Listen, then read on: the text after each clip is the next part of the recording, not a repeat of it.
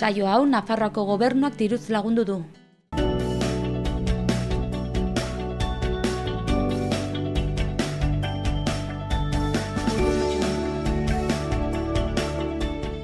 Arratsaldeon guztioi, ongietorriak Saloa telebistara, ekainak 16 dugu gaurkoa ostirala eta egunez egun Iruin herriko hotsak eta zaratak saioan gaituzue. Gaurkoan bi elkarrizketa ditugu, lehendabizikoan Maite Ezkurra Burlatako kultur aniztasunaren talde eragilearen kidea dena eta Santi Ibarrola ditugu. Santi Ibarrola kultur aniztasun eta migrazioaren zerbitzuko teknikaria da. Eta biek bihar ospatuko den Burlatako dibertsitatearen egunari buruz arituko dira. Hurrengo elkarrizketan Iban Agerri dugu, Iruin Antitaurinako kidea dena eta taldearen sorkuntzari buruz eta haren helburuari buruz hitz egingo duena. Baina lehendabizikoz, goazen efemerideekin.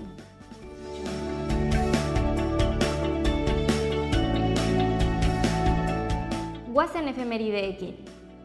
1903 urtean Detroiten, Michigan, Ford Motor Company konpainia sortu zen, motore munduko garrantzitsuenetako bat dena. 1960an Alfred Hitchcocken Psikosi pelikula estreinatu zen. 4 Oscar irabazteko izendatuta egon zen. 1973 urtean Valentina Tereshkova historiako lehendabiziko emakume kosmonautan bihurtu zen, Vostok 6 misioan parte hartzean. Orain goazen eguneko lerroburu nagusiak ikertzera Aitziberren eskutik. Arratsaldeon Ainhoa, hauexe dira gaurko egunak utzaizkigun titularrak.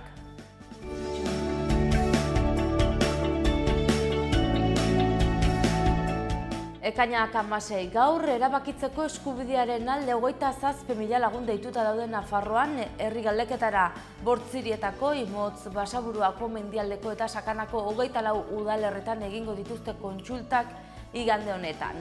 Ela Lab aliantza modurik indartsuenean erabiltzeko deia egin du Adolfo Txiki Muñozek Ela sindikatuaren 14. kongresuan eta Nafarroko gobernuko funtzionarioen soldataren 100% igoera abuztuaren batean jarriko da indarrean. Horixe da Maria Jose Beamont Barne kontseilariak jakinarazi duena. Bertze ezbehar baten berri eman behar dizuegu oraingoan. Zunbilako emakume bat hilda anuen izandako istripu batean, dena dela foruzaingoak uste du arrazoi naturalak tarteko hil dela emakumea. Eta Sarasateko okupazioan auzipetutako 2 gazteri 5 hilabeteko espetxe zigorra ezarri diete, guztira 12 lagun zeuden auzipetuta. Aurrera eginez albistekin, 11.556 ikaslek hartu dute parte sare sozialei, drogei eta genero indarkeriari buruzko udaltzaingoaren hitzaldietan. Datorren ikasturteari begira, arreta berezia jarriko dute online joko eta apustuekiko menpekotasunean. Eta etxe kaleratzen datuak ditugun gaur albiste, lehen 3 hilabeteotan 123 etxe kaleratze gauzatu dira.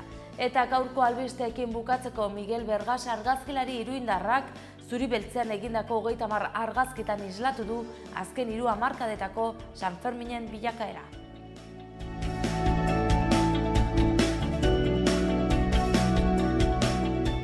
Egunkarien titularrak ikusteko unea iritsi da. Goazen Diario de Navarrarekin.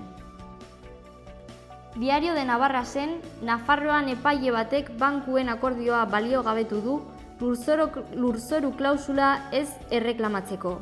4.000 pertsona akzioei uko egin zieten eta orain erreklamatzeko bidea ireki egin da. Neurri zorrozak Sanferminetan mehatxu jihadistaren aurre. Gazteluen biran trafikoa moztea eta zentruko garajeak ixtea proposatu da. Abuztuan Nafarroako funtzionarioak igoeraren 100% kobratuko dute.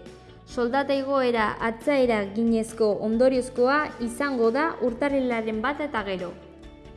4 motatako edalontzi berrerabilgarriak Sanferminetan. Udaletxeak 225.000 edalontzi zabaldu ditu hiriko zenbait tabernetan, Zezen plazan eta Labriten erabiltzeko. Jarrai dezagun Diario de Notiziasekin. Aranburuk Beltrani. Hilgarria dena ez da erreforma fiskala, iruzurra eta zerga ihesa baizik. Ekonomilari kontseilua 26.000 milioiko ingresu galera eman dela dio, iruzur fiskala dela eta. Irudian, selektibitatean nota hoberenak atera dituzten ikasleak. Barnekaldean, horren inguruko informazio gehiago. Elak Nafarroan aldaketa kontsola dituko dela dio, aldaketa soziala baldin bada. Gaurko 14. kongresuan, Txiki Muñoz sindikatuko presidente bezala hautatu egingo da. Behekaldean, emakume bat kotxean erditu da, Tudelara ailegatu baino lehen. Orain gara aztertuko dugu. PNV, PSE eta PP etorkizuneko kartzela politika erabakitzea eragoztu dute. Gasteizen eta Madrilen agintzen duten alderdiek EH Bilduko proposamena errefusatu dute, transfusioa gertatuko balitz gestioa prestatzen duen txosten bat sortzeko. Gaza ilunpetan zigortua 10 lurperatzeko. Elektrizitate orduak 4tik 2 murriztu dira Palestinar autoritatearen eskutik. Neurria Hamas boterea lortzearen 10. urteurrenean eginda. Kalera martxa Gernikatik Lakuntzaraino, espetxeak ustea aldarri. Uztailaren 20tik 27 arte, kartzelak usteko ordua dela adieraziz eta EPP-kari babesa agertuko dio martxak. Trump ikertzen ari dute justizia eragozteagatik. Errusiarekin izandako ustezko kolusioa dela eta. Presidenteak istorio faltsuak direla dio. Jarrai dezagun berria egunkariarekin. Labi eskua luzatuta aliantza estrategikoetarako. 14. kongresua egiten ari da ela datozen 4 urteetarako lan ildoa zehazteko. Muñozek lemazain jarraituko du. Maialen Iriarte EH Bilduko legebiltzarkidea, herritarrek etorkizunean esku hartzen dutela sentitzea nahi dutela dio. PSOEko zuzendaritzako kide izango dira López, Elorza eta Zerdan. Patxi López lurralde politika sarturatuko da Pedro Sánchezen talde berrian. Odon Elorza gardentasunaz eta parte hartzeaz, eta Santo Zerdan antolakuntzaz. Aburtok esan du ez dela ordainsaririk jarriko Bilbora autoz sartzeko. Alfonso Gil mugikortasun zinegotziak proposamena jasoa dauka eta parte hartze prozesua irekia dago. Azkenik, Euskal Herria irratia. Pamplonarikako ekoizpen unitatea erosi du Toledoko enpresa batek. Sanferminen bilakaera Mikel Bergararen objektibotik. Burlatan 2 etxe bizikidetza hutsarazi dituzte eraikin baten teilatua erori ostean. Abeltegiako gazteek espazioko gestionatuta proposatu diote Aspace eta Nafarroako gobernuari.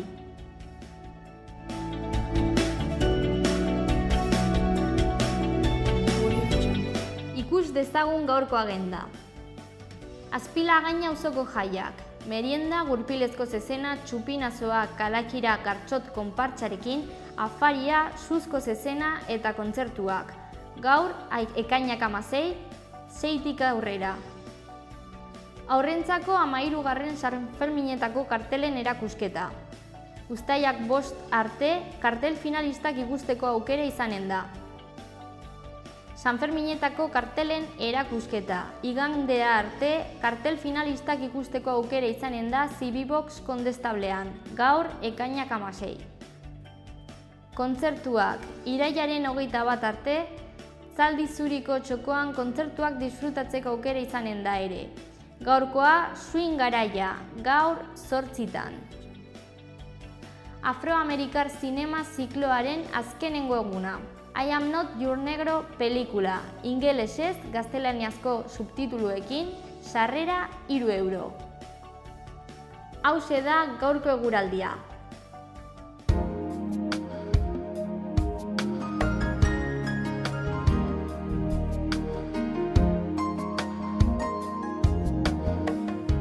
Gaurkoan ekainak 16, goizean Lanbroa eta Lainoa orokorrean Nafarroa osoan. Arratsaldean, ziertzoa ibiliko da indartsu eta temperaturak bai minimoetan eta baita maximoetan ere berdintsu mantenduko dira.